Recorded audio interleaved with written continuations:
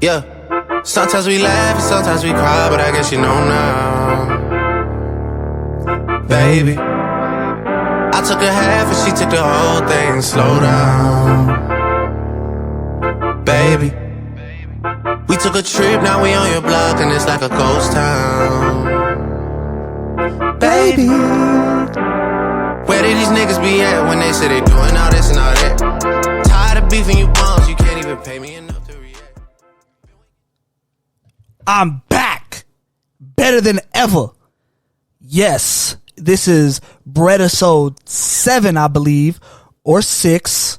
It could be one of those two. I don't know yet. Don't come at me for that, okay? I don't know. But we're back. We've been a little month off, rebranding. Now we're back at it. You know, school came in the way a little bit, but I'm just glad we're here. We're doing bigger things and better things.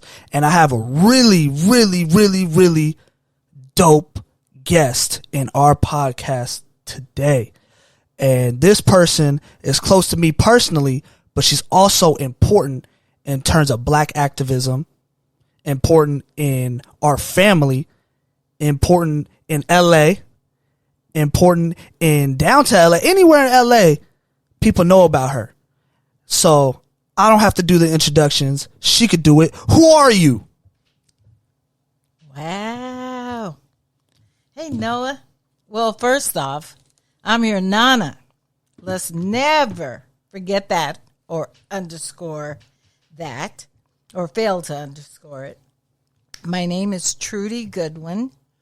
I'm a black woman who identifies as she, her, Mama True. All of those are my pronouns.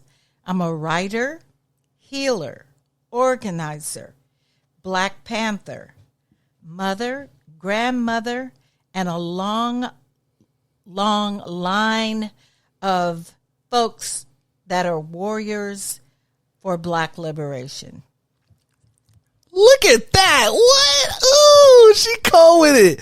Hey, this is going to be my first woman on this podcast. Hands down, I already knew she was going to be the first woman. I needed someone that was just dope, strong, independent, black, and always here for black empowerment and black liberation. So I'm glad that she's here in this podcast today. We're going to get it started off with some light, some chill. The first question is, what inspired you to fight for black rights? How old were you when all that, transpired? I said after reading these questions that you had proposed to me that these are some of the most thought-provoking questions I've had. This first question of what inspired you to fight for black rights, I initially started out lifting up the memory of my mother, who was a civil rights activist of the 60s. And, of course, now we call that movement the social justice movement of today. Fortunately for me, my parents were different. My grandparents were different. They were pro-black people, and they did not encourage us to assimilate. I just thought of that today. My mom was never an assimilationist. She believed that black folks were powerful and ready to go and vibrant and strong in their own right and did not need to be like white people to be of value. We brought value with us. And thank God I had the type of parent that would sit me down at the dining room table at different times throughout the year and hand me books about Frederick Douglass and Harriet Bethune, and Harriet Tubman and Mary McLeod Bethune. And she would talk to us about what they did in their lives to make our lives as rich as it was, and also to encourage us to pick up that mantle, to pick up that torch and continue in that fight for liberation. So the first person I would lift up is my mom, because she hit the streets of Los Angeles with a vengeance for civil rights for black folks. She got arrested for sitting on some people's lawn out in Torrance because they would not allow black folks to buy homes in Torrance. So they had sit-ins. We hear about the sit-ins back in Greensboro, North Carolina, and Mississippi, Alabama, but we had sit-ins right here in Los Angeles County with folks going to jail because they wanted to make a point that just because we weren't in the South did not mean that we were not affected by Jim Crowism. So,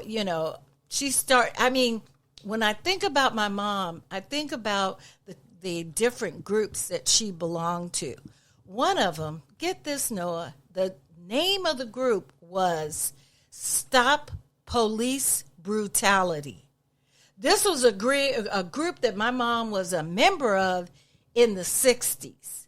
And here we are today in 2021 talking about what? Stop police brutality. There is something very sick and very wrong if we are fighting for black folks to be treated with dignity and just allowed to live 60-some years later. So my mom was part of that initial movement. She was also part of an organization called Collective Government. And what they did was to find candidates to run for city council, for the Los Angeles County Board of Supervisors, and other positions like that of leadership.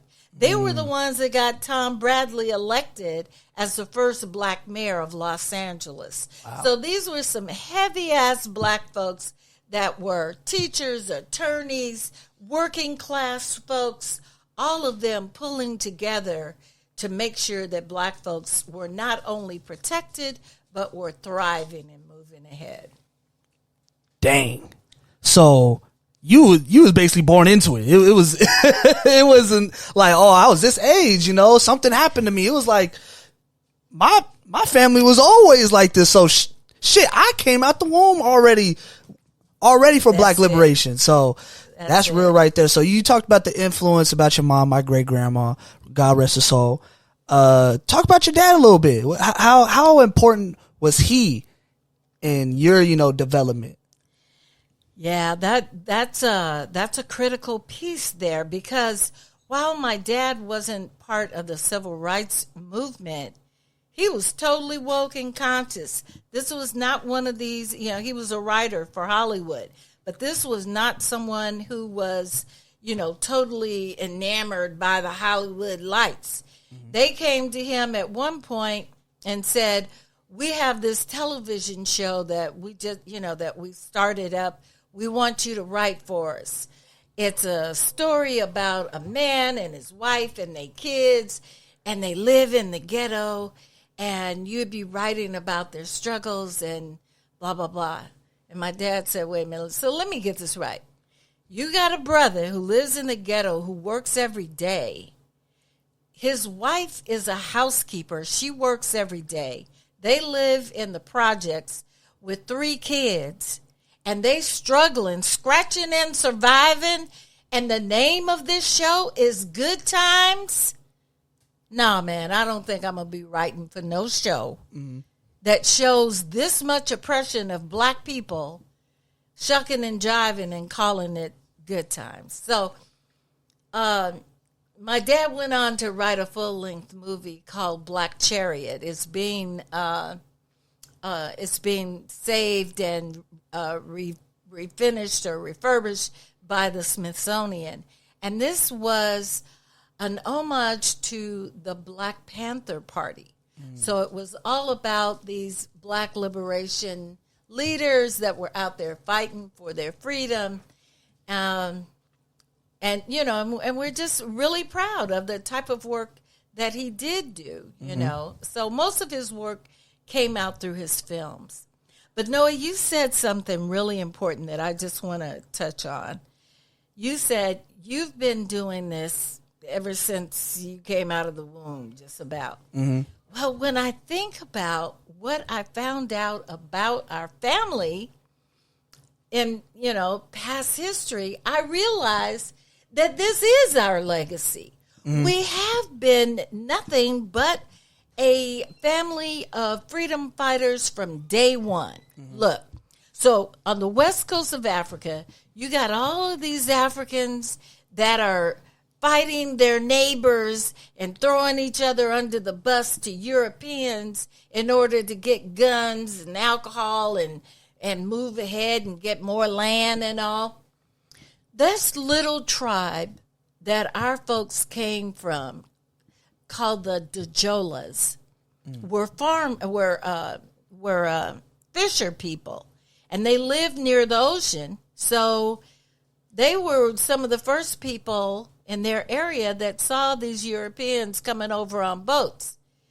When the Europeans contacted them, they asked these little Dajola people, "Who are your leader? Take us to your leader."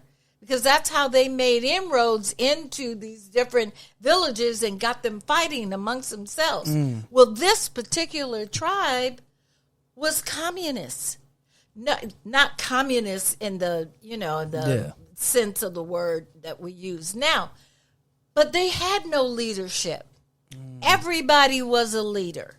So they didn't even know what these fools were talking about when they were talking about, take us to your leader. They're like, here you go. And when they saw that these folks, they felt that these Europeans were not there to help them, they packed up everybody in that area and moved them up into the mountains. Wow. It took the Europeans over 20-some years to track them down in the mountains and force them onto boats. So I guess you can say that from the very beginning, our family has been fighting for liberation. Damn. I didn't even know that. Wow. I'm learning stuff in my podcast about my family. Look at that. That's real right there. That's dope. So you said, I don't know if I caught this wrong, but they offered your dad good times and he said no? I mean, that's not a problem, but I was like, wow. So that's how big he was in Hollywood. Yeah. Shoot, dang. He was the first black writer for film. Wow. But let me just sort of add this on to that. So you got my mom who's out there in the street yelling and screaming, going to jail for civil rights. You got my dad in Hollywood making films to show black folks in the best light possible, and to also show folks what we're up against, in terms of oppression. But the question then comes, who influenced these people?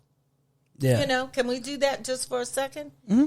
So with Grace, your great-grandma, she comes from this family of activists, one of which was her mother's first cousin, who was like this big-time farmer in Texas. They called him the Watermelon King. What? Because, he grew more watermelons than anybody in that area, right? The one, he founded the NAACP, which during that time was a death sentence because they'd hang you for being involved in an organization that, because it was militant at that time. The NAACP of the 40s and the 50s was nothing like what you see today, this watered down version that, gets all the corporate funding and shit and doesn't do shit for the people. Back then, these people were out on the firing lines, taking cases into court, suing people for their rights. They were a strong group. So this cousin of ours not only fought for the black farmers and saying, no, this stuff is not equal. We need equal rights for farmers. But he also took on the state of Texas in in their denying black people the right to vote in the primaries. They could vote in the general elections, but it's like the primaries is where it happens. Yeah. This is where folks could have got Bernie Sanders in, right? If enough people had voted for him in the primaries. Blacks were not allowed in Texas to vote in the primaries. And so he took this case, ran it through the Texas courts. They denied him the right, they denied the ability to vote. Him and 6 other gentlemen from Texas, black gentlemen, took it to the Supreme Court. Wow. And won. So this was the beginning of the civil rights movement and this march towards voter registration. This is one of the first. This is what folks pinned their hopes on when they went to get the voting rights for folks in Alabama, Mississippi, and so forth.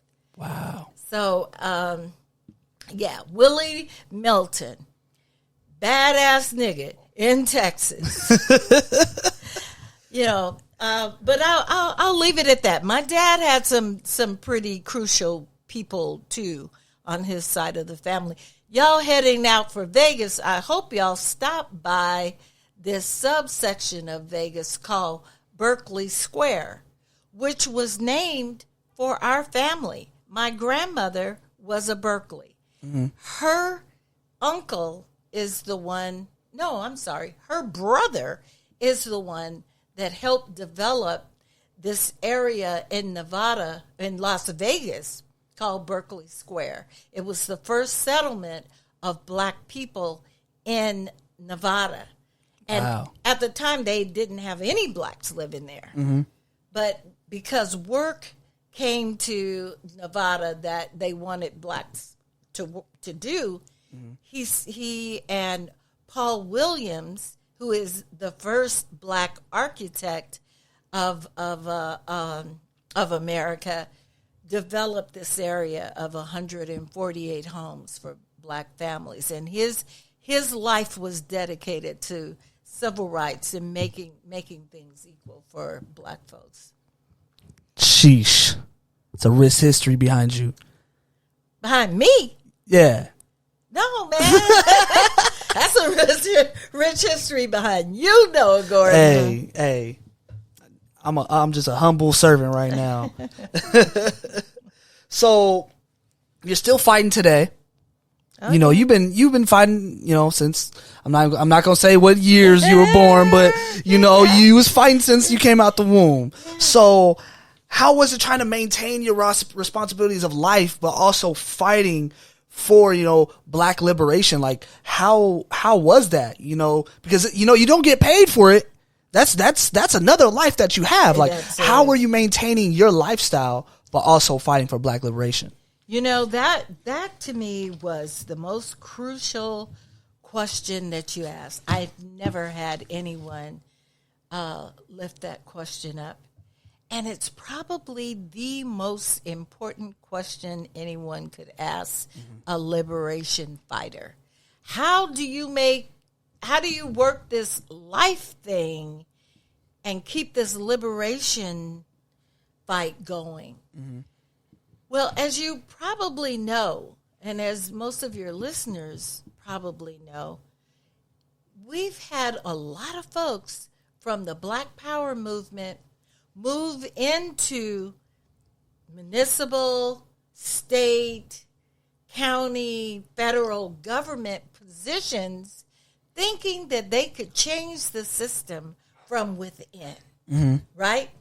So that was the road that I took, that your grandpa Sterling took, and so many of our friends. We went into government thinking that we would be able to change the way that things were done if we were there. If we have a seat at the table, then we can change things. We spent most of our time trying to be clandestine about the activities that we were involved in, because we would get fired if the government ever knew how, and all we were doing wasn't like we were doing anything illegal. And if we were, it was because they put us in a position where the only way we were going to be able to get free was if we did something illegal. You know? So what we found was most of the time we were working within the system in a very quiet way to get things changed for black folks that were in the community.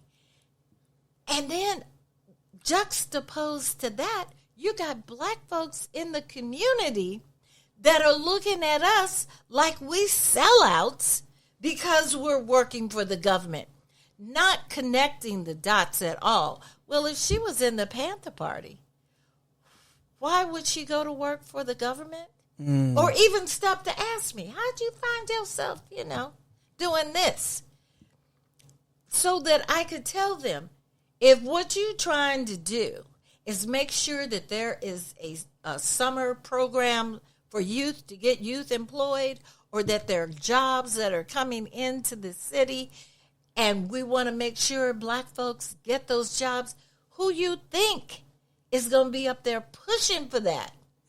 It damn sure ain't going to be your oppressor. So, in ways, it was this, you were fighting a battle on both sides. But that, I have to tell you, that was some of the richest experiences I've had in my life. Because I can truly say that I saw me, your granddad. Your granddad is the reason that there's a cultural arts center in Watts. He, along with, of course, other folks that lived and worked in Watts, he's from Watts, but along with those folks, they were able to put through this design as an urban planner and artist. They were able to put together a design for the community arts center that is there today. Wow. Each answer, I'm like in awe right now. This is amazing right here. This is rich right here.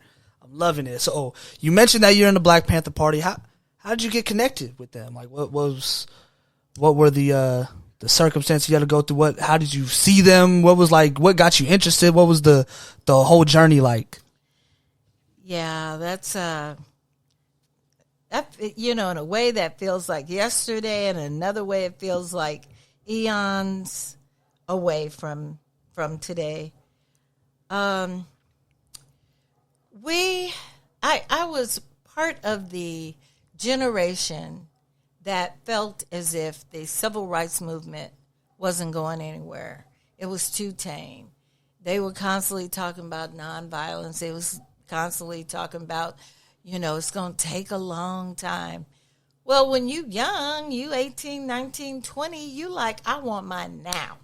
I want my freedom and my liberation for my brothers and sisters today, right? So you had these groups that were cropping up. Some of them started out being nonviolent, like the Student Nonviolent Coordinating Committee, who we saw H. Rap Brown come out of, and Stokely Carmichael come out, and Fatty Lou Hamer come out of. And some of these folks were like, nah, man, we are going to be in their face 24/7 until freedom comes. We're just not going to back down, and we're not going to play nice, and we're not going to be peaceful. If we need to tear some shit up, that's what we're going to do. And I was like, well, that sounds like my type of folks to hang out with, right? So, yeah, they were calling for a more aggressive response to racism and anti-blackness. So I found this little organization out in Compton called the Malcolm X Foundation. It was a small little storefront, but had all kinds of black folks from Compton coming through there. And what we were doing was working to make Compton, even though Compton at that time was like half and half black and white, we wanted to make sure that the businesses and the people were treated with respect in that town. So I started off there. And then one evening, as we were sitting inside of the building having a meeting, These brothers and probably some sisters walked in with leather coats and black berets and filled up the room, and I was like, damn, what is this, right? Yeah. And it's like, it was the Black Panthers.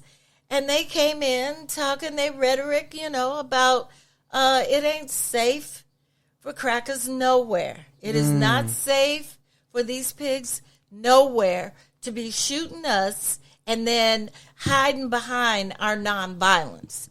We're going to carry guns and shoot back, basically. And I was like, I mean, it was like I had seen the promised land, right? Yeah. And then one of our family members, who was a young, beautiful, kind, loving man, got caught up with the police in L.A. The man that owned the gas station where the police pulled Steve over said that Steve had raised his hands above his head and said that he was unarmed, and they shot and killed him anyway. Well, Steve was a member of the Black Panther Party. Wow. And that's what it took to get me in the party, knowing that they had killed someone that was a friend of my family's, because all of us knew him. And here you have this Asian shopkeeper on TV crying that he was there. I saw him. He raised his hands. He said he did not have a weapon, and they gunned him down anyway. That's Wow. what it took for me to get involved. Wow. And what year was that? 69. 69, yeah, 68, 69. That's when Yeah. she was around. Yeah. When your daughter was born. So Exactly. dang. So you had a daughter and being part of the BPP. Exactly. BPP. Right. Wow. Yeah. Yeah. Tara was born right around the time of John Huggins' child was born. Wow. Dang. So who are some people you looked up to, in your, it could be in like your chapter, or, area or, Yeah, or worldwide, Yeah. Black Panther Party was massive. So Yeah, it was not small. The majority of my contact was with the Panthers in LA and the Panthers in Oakland, because we would drive from LA up to Oakland to support them in actions and vice versa. They had come down here. So I didn't know of the different personalities like Chairman Fred, God rest his soul, who has now become like this beacon, this guide in my life. But at the time, we weren't familiar. I was not familiar with the workings of the Chicago or New York chapters. But the folks that I loved the most in the party were starting off with John Huggins, who was my ride to die organizer. John and I were a team. They would put us out on a corner, and we'd be passing out the Panther newspapers and talking to people about getting free. And his wife, Erica, who is even today still a part of the Panther Party, and she's all into making, being a healer and helping black folks get healed. Bunchy Carter, who, these are folks, these aren't just sort of names to me. These John and Erica lived in the same house with me when I was in the party. So, and Erica and I worked in the office together, and John and I out in the field. And Bunchy was sort of like low-key the leader of the LA chapter, even though he did not claim it. As a matter of fact, they had another front man that they put out there, as the leader of the LA chapter. But it was Bunchy who ran things.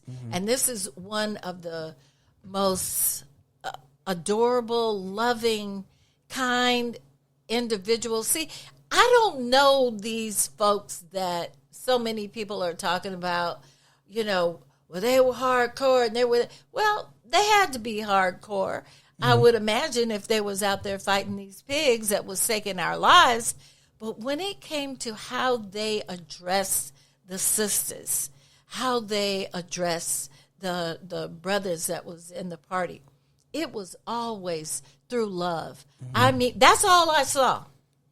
And I was young. I was young at the time, and I was all vibrant and flippy, and they were just like, that's our baby sister.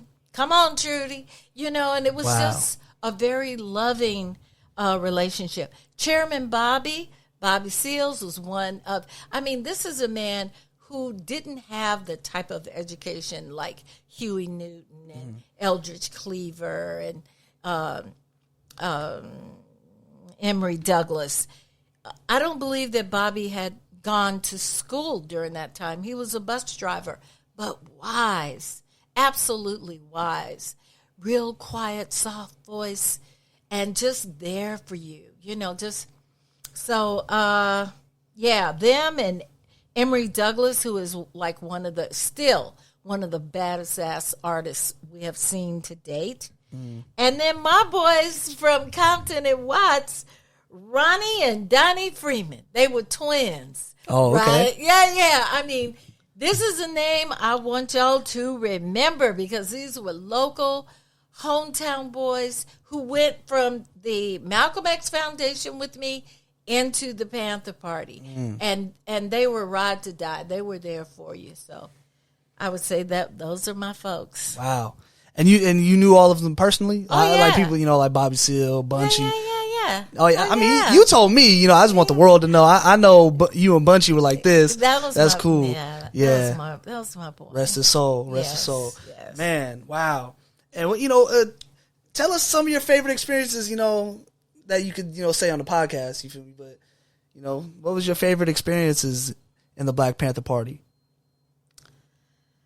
Well, anytime we had an action, I tell you one of my favorite was when we had an action in L.A. and we looked up and here off in the distance comes these men in brown khaki pants, brown shirts, and brown berets. And we like, who are these fools, right? Yeah. We didn't know that Bunchy and them had invited the Brown Berets, the Chicano brothers from East L.A., to join us in this action. Wow. So just having those two groups together meet up Powerful. was a very powerful experience. Dang. And then at that same event, we look up and this real tall, dark-skinned brother with this big old smile comes through and he's shaking everybody's hand. And we're like, oh, my God, it's Stokely. Stokely had become a member of the Black Panther Party. We didn't, the line folks didn't know it. Only the higher-ups knew that he had. And he spoke to us that day about liberation. So that's probably my most fondest memory. Can you give us a background who Stokely is? Stokely Carmichael. Kwame Ture was the name that he chose before he died. Started off as a member of the Student Nonviolent Coordinating Committee. And, they were all friends with King and all the rest of the civil rights movers and shakers. But Stokely got tired of how slowly the movement was taking off and how folks were not taking us seriously. And he became more aggressive in his work. Yeah. And, he became a household name as a civil rights, liberation, Black Power movement person. H. Rap Brown is somebody else we have to lift up. That name is the first name I wore on a button when I was in high school to show people. As if my afro wasn't enough to let them know what side I was on. He said, whose side are you on? Yes, look at this afro. You can just call it out yourself. But I had a H-Rap Brown button on my shirt because H-Rap Brown is the one that coined the phrase Black Power. So anytime you hear anybody throwing up a fist talking about Black Power, that came from H. Rap Brown. He was also part of the Student Nonviolent Coordinating Committee, better known as SNCC. And he, too, left SNCC because he wanted more aggressive change for black folks. Yeah. I do want to say this, because we are, in our movement today, we are in dire straits. And I saw this in the 60s between organizations that were working with one another, and, you know, they were brothers and sisters, and all of a sudden, all of this petty bickering and not so petty bickering divided them. And to this day, they are divided. And I see this in our movements now. You know, folks calling out BLM for their practices of, you know, as some folks see it, not being transparent with the donations that they get and taking these money deals with Cadillac and, you know, other corporations. And I see us drifting apart, are being pulled apart in these different directions. And what is most important is that we realize that we are some deep, intelligent, wise motherfuckers that can figure out anything we need to figure out. We don't need all this separation, because that's exactly one of the major causes of the downfall of the Black Panther movement, the Black Power movement of the 60s and the 70s, was all this, you know, isolation and people fighting against. We just don't need to do that. We're too damn smart. That's sort of like allowing the damn folks from Europe to come into Africa, divide up Africa, and set one village against another. Yeah. Have we not learned anything from that? So that's what's breaking my heart today. And looking at this movement, remembering how it was in the 60s when that happened then. And, you know, one of the questions that you asked, and I don't want to move away from it, you haven't asked it yet, but it's here. What reasons did the Black Panther Party not pan out? What do I think the reason was? I think the reason was infiltration by the FBI, CIA, and other offices of law enforcement. That's number one, was all of the pigs that were inside of our movement. And number two was black folks just not realizing the effect that these, you know, ABC characters were having on us, and how they too promoted this division between us and other organizations we were working with. Wow. Because I asked that question because I had a conversation with someone, and he was like, yeah, informants ruined the Black Panther Party. I was like, we also got to take consideration that, you know, there was also the crack epidemic too, that, you know, they were putting crack in our streets. You know, I was saying that, like, that could have messed something up too. And he was like, yeah. He was kind of like putting it off to the side, like that wasn't like a factor too. I was like, well, you know, when I talk to my grandma, we're gonna see. And you know, you said it perfectly. You know, the FBI and the CIA really infiltrated the Black Panther Party, and that could have been many ways. You know, having informants, drugs, like all that. You know, well, you know, the crack epidemic, Noah, didn't come along really until the 80s, 90s. Mm-hmm. The first thing they did was to dismantle all of our economic base. Mm-hmm. So they went out into the South Bay, closed down McDonnell Douglas, closed down General, I forgot what it's called now, but all of these different plants that made weapons and made airplanes. So the aerodynamic industry was totally shut down.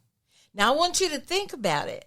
The reason that blacks had accumulated so much wealth between the 60s and the 70s and 80s was because we had all these good jobs. Back east, it was the steel mills. It was the car manufacturers. You know, all the way across America, you had blacks working in industry that paid them, because they were union jobs, paid them a damn good salary. So they were able to buy nice cars, homes in Compton, homes in on the east side of LA, homes in Chicago, homes in Brooklyn. All across America, we were thriving. So our moms and dads would work really hard during the summer. They'd pack up everybody in that new caddy, and we'd take a trip to see our relatives down south in Texas, in Alabama, and Mississippi. We were able to put our kids in college because we had the money to make sure that we backed them, right? They took all of those jobs from underneath us. Boom. Almost like overnight, they shipped them overseas, or they put robots in there to do it. So you got all of these black folks with no money and responsibilities. Or they would bring in migrant workers who were willing to do the work for not even half the salary, with no breaks, no bathrooms, none of the security that belonging to a union had afforded black folks. So black folks are just totally out of work. Yeah. Then it's easy, if you got a black man and a woman who are suffering, to bring in drugs to numb their pain. So that's what they did. From New York to Seattle, if you had a black community, they took away the jobs, they brought in the drugs, and then in order to keep that going, they brought in guns. That's how it went down. That's how and then they're going to declare war on us, talking about this is war on drugs. No, this is war on black folks, because you're the one that's developed this new system that ain't nothing but demonic. You have to have a demonic mind. You have to be demon-like, to kill off a person's hopes and dreams and replace it with drugs and guns. So, yeah. That's deep. And that's why I asked that in the beginning, main response, like, how was it, balancing? Because, as in terms of history, black people never had the proper job. Now, I didn't know that from the 60s to 80s, we had good jobs. So it was just like, dang, when you just take all that from us, it's like, it's like the hope is gone. Yeah. So it's real tough. Yeah. Thank you for enlightening us with that information. That was definitely deep and real. So now everything like that has changed. You said that, crack epidemic, now let's bring back, Rodney King, all that other stuff. Things are getting back and popping in terms of protesting. What do you feel like, now it's 2021, stuff that happened last summer, it was crazy. Ahmaud Arbery, Breonna Taylor, George Floyd, all that happened. What do you like? Do you feel like anything has changed in terms of, black liberation, protesting, any of that nature? Yeah, I do. I don't think it's unlike what the change that happened in the 60s and 70s that brought about good jobs and people getting into college and living in decent neighborhoods and all of that. That's what that whole civil rights Black Power movement did for us. Let's not forget, when people get to talking about how the civil rights movement failed black people and Black Power movement failed black people, let's just keep in mind, we wouldn't have had shit without them two factors moving this country forward. It just wouldn't have happened, right? So I see a lot of that energy now within young people today. And understand, anytime there's a movement anywhere, South Africa, Venezuela, Egypt, it's led by young people like y'all's age, right? That are out there saying, we fed up. We can't take it no more, you know? And change has got to come, and it's got to come now. So what we see now is all these calls to defund the what? The police. Get these fuckers out of our community. These are the same people that were hired. This job was made possible for them back in the 1800s to capture runaway slaves, right? Same damn system as today. Understand that because of last year and this, all kind of people woke up when they saw that demon put his knee on that brother's neck for 8 minutes 46 and seconds. take his life as he was calling for his mama.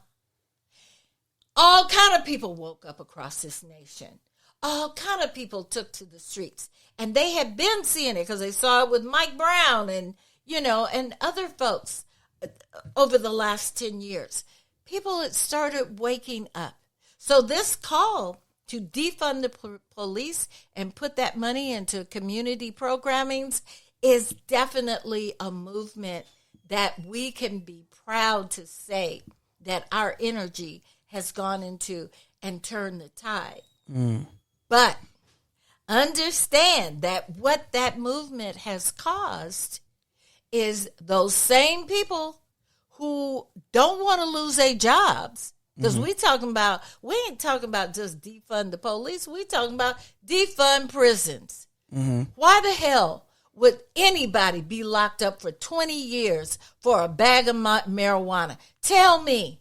And you got white boys out here on the streets selling this shit and becoming wealthy behind it. Yeah. So it isn't just defund the police. It's like, do something about having all of these black folks locked up in jail. Stop it. Just no. That whole movement now is getting pushback because these people see that there are a lot of people who feel this way and who want change, logical change. How do you treat somebody who's who's addicted to crack? Treat him like you would treat a white boy that was on meth. Oh, he has a problem. He's, they ain't criminalizing them. They don't criminalize white boys who are on cocaine, powder cocaine. Oh, well, he has an addiction. And what we need to do is get him help. Well, that's the same damn thing we want for Lil Ray Ray, who is, on crack, and Susie, who is on whatever the hell it is that she's on. We want the same type of treatment of being we're being respectful to them and saying, this is a problem that we need to get resolved. And they don't need to be locked up.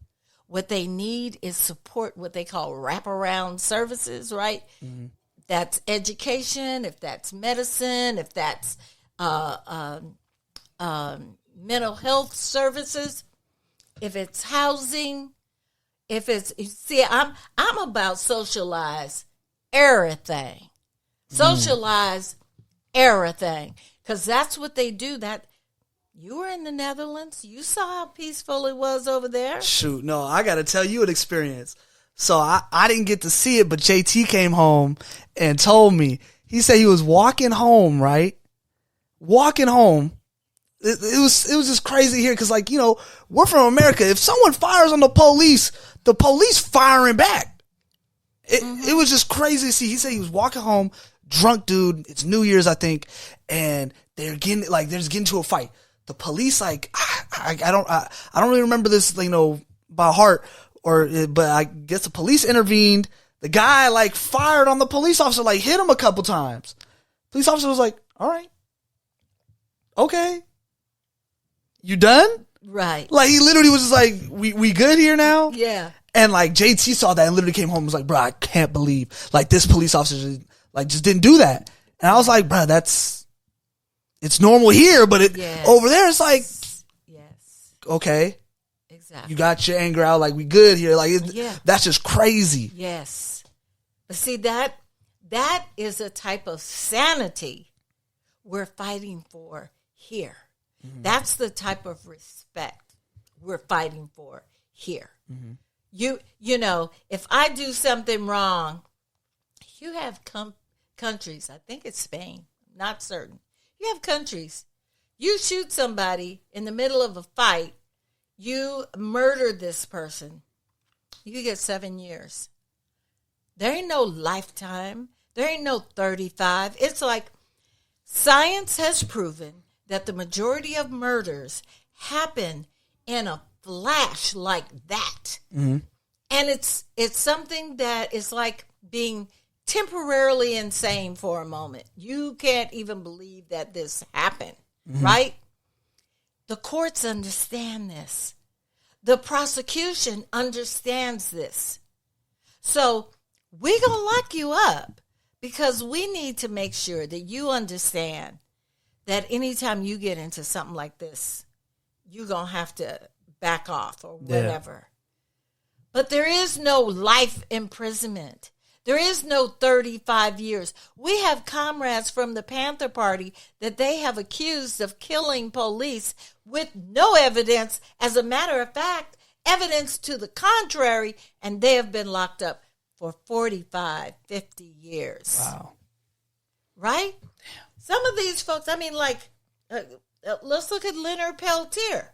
Here's a good example. Native American brother on his own damn reservation. The CIA, whatever, FBI come rolling in. They trying to arrest some people off the res. And the brothers on the res saying, no, man, you ain't taking nobody. We have our own justice system here. So y'all need to back off. A fight ensues. Leonard has been sitting in jail for over 50 years. Wow. Behind this altercation. So we have so many political prisoners. They got the nerve to talk about political prisoners in Cuba. When we have political prisoners here, dating back to the 60s, that could have been Angela Davis. That could have been Bobby Seals. That could have been, a number of the folks. Look at what's the brother, Geronimo Pratt. Yeah. Who was in jail for 30, 40 years for some shit that they knew he didn't do. Right? So, yeah. We are on, I absolutely love the energy that I see out of the youth. And more importantly, I like the way that the youth are respectful to one another and they make space and room for everybody at the table. I like all that. I just say that this fighting over who has the money and who and what they doing with it needs to stop. And we can put a halt to that. Yeah, for sure. So, the young, you said it, the younger people are, taking charge now, and it's looking good.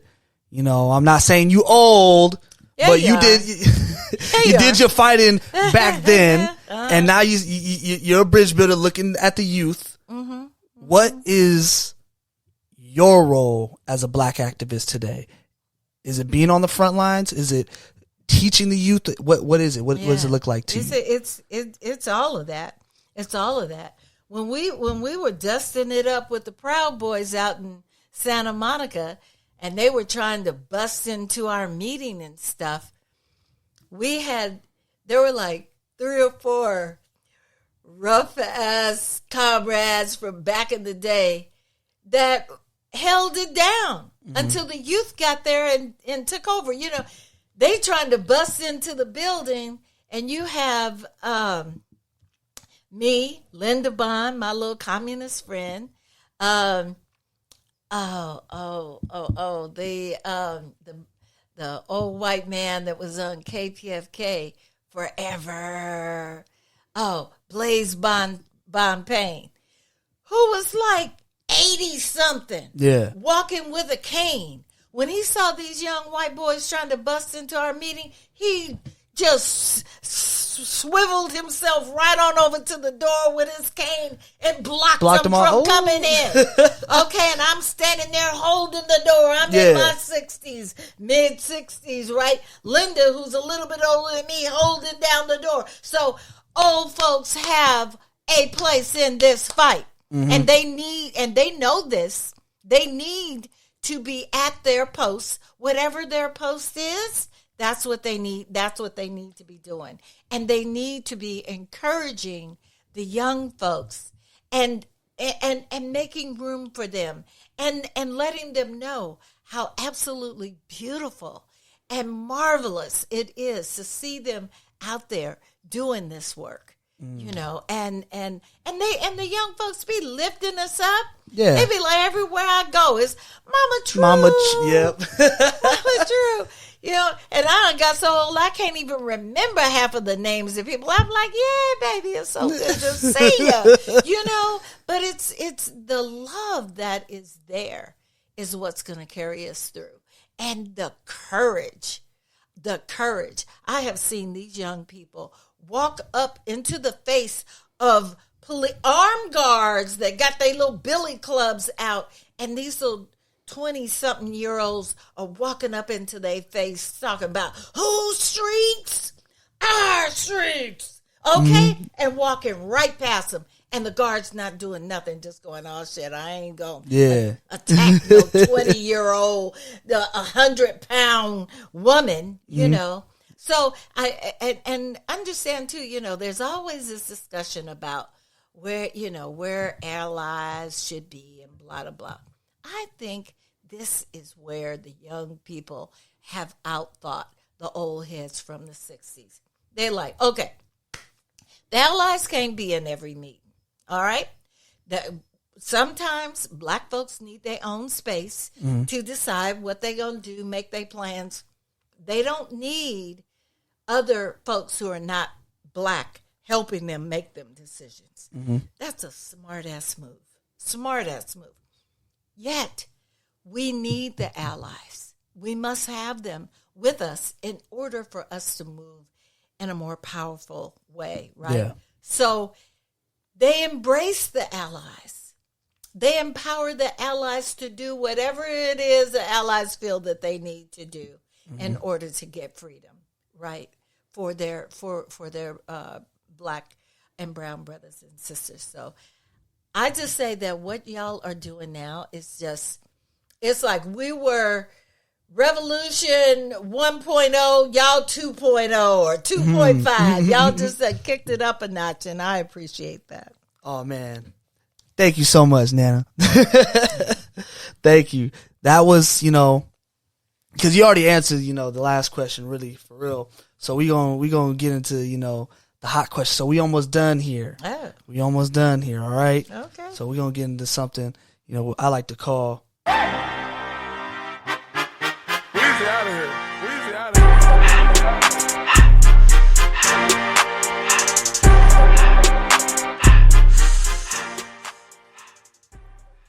Yes, we are at the hot questions. These are the hot questions of the evening. So these are questions I'm just going to rattle off to you, and you just got to answer right on the top of your head. Okay. Are you ready? I'm ready. Okay, cool. So this is a question I asked to almost all my participants in this podcast. If you had the opportunity to sit down with 5 people that are alive, who would it be? Go. Toni Morrison, Kwame Ture, better known as Stokely Carmichael, Robert Goodwin, my dad, and Cornel West. Goddamn. Okay, cool. Favorite activist? You know, the person could be blacktivist, and why? Stephen Biko, because he was a true liberation fighter for South Africa. That brother did not give a damn what anybody had to say about his liberation. he knew that he was going to stay true to that fight. It wasn't like he was trying to, to assimilate and create harmony and peace. No, it was like, number one, we got to get my people free. And they murdered him for that. A young, beautiful, vibrant black man. Fidel Castro, because he took that little island nation that was run by thugs from America and there, making, they were just dogging the people out in the fields and the sugarcane fields and all this, not giving them any kind of education. Fidel and his friend Che ran off in there with a little ragtag army, took over the government, and within 10 years, 90% of the population was able to read and write. So Fidel, hats off. I got to say, Brother Anwar Gaddafi, who had this magnificent plan for Africa and to make Africa the richest continent in the world. And for that, he was murdered. Let's not miss the, people wanted, you can always tell if a person is damn near, I won't say every time, but damn near, if this U.S. government tries to make a person out to be some deranged madman that dresses weird and has weird ideas, look into that individual further and deeper, because there you're likely to find a leader. And that's what we had. Africa cried when they killed Gaddafi. We were the only people celebrating. Africa cried because that brother was talking about, we're going to unite all this shit and we're about to get rich. So, wow. Okay. So, Amilcar Cabral, who was the liberator of the small country in West Africa that our people come from. And it ain't just because he was a leader of Guinea-Bissau. It was because he was the one that freed Guinea-Bissau from Western powers. Wow. And he was extraordinary, just an extraordinary human being, engineer, a agriculturalist, a philosopher, and a freedom fighter. So those would be my favorite. Okay, cool. Favorite musician? I know you love music. Tell me, who is my favorite musician? You better not get it wrong. Don't turn this podcast on me now. You the one. There's a lot of people though. No, I said musician. I didn't say no. Okay, you got to narrow it down. What's the genre? Everything. When you're talking about this woman, everything. Oh. This brother is wild. I'm trying to FaceTime you during here. You talk to that man after this. You know who just FaceTime me right now? Jeremiah. You got to talk to him after this. You said woman. And she does everything? Come on now. I know who it is. Better. No, I'm not even going to say it. Just say it. No. No. This is so funny. I forgot her name, but I know who you always talk about her. I got an old expression that old black folks say. I was born at night, Noah, but I wasn't born last night. Man, you don't remember. No, hold on. No. I say it. I remember her name, Nina Simone. There you go. Yeah, come on now. There you go. Yeah, man. She was always. I knew that she was always sampled by No ID. I know that. Oh, okay. So it was Nina Simone. Yeah, Nina Simone. I know. Nina Simone was critical. Was absolutely critical. She was like, refused to be shut down. She was going to let you know that freedom for black folks. Oh, her song, I Wish I Knew How It Felt to Be Free. Badass song, to be young, gifted, and black. Badass song. Mississippi, goddamn. Okay? We talking about somebody who was revolutionary, who used her music to move the point on our liberation. So Nina first and foremost, high priestess of everything. And then in equal partnership, Nesda, Bob Marley, and Peter Tosh. Okay. Because without Peter, you ain't got Bob. people, fight me on it. Don't fight me, fight your mama. And then, and I don't know if folks know how critical Stevie Wonder has been to the liberation. See, when you said that's what I thought you were talking about. It was either Bob Marley or Stevie Wonder. When you said woman, I said, oh, hold on here. Okay, yeah, Stevie Wonder, that guy. Yeah. So that does it. Those are my folks. Okay. Yeah. All right. So, favorite traits from all your grandkids? That's interesting. Well, actually, just do one because we on time right now. So, one favorite trait from each of your grandkids. Okay, I can do that. My favorite trait in you would be harder to pin down because Noah, the way that you view things is just visionary. It's just so far out there. I see you as being the visionary of this family. You make a way out of no way, and you make it seem easy, and I know it's not. So you're my visionary. Sandy is our cultural icon. That sister knows everything from art and fashion to music to, Yeah. She knows a lot. She knows a lot. She's a cultural icon for sure. Jay is our, that's our minister of politics and rightness and action and shit. Jay is on the front line every day trying to make it possible for black folks to work. Mm-hmm. And Mario, oh my God, just that smooth ass energy of his that just sort of envelops everything that comes his way. He's just got a way of bringing everybody into the circle. So, yeah. K-Dot. Oh, yeah. Don't forget about K-Dot. And then there's the campster. Yeah, don't forget K-Dot. The campster. The campster is a quiet storm, boy. Yeah, me. He is a quiet storm. He just be waiting back in the cut for somebody to come for him, and then he gonna lay you out. Yeah. I argue with him every day. We got into it this morning, man. It was so funny. I got him a little poster. I gave it to him, and he like, you know him. He's just so straightforward. He like, I don't even know any of these people on this poster you just gave me. That's yours now. I said, all right, cool.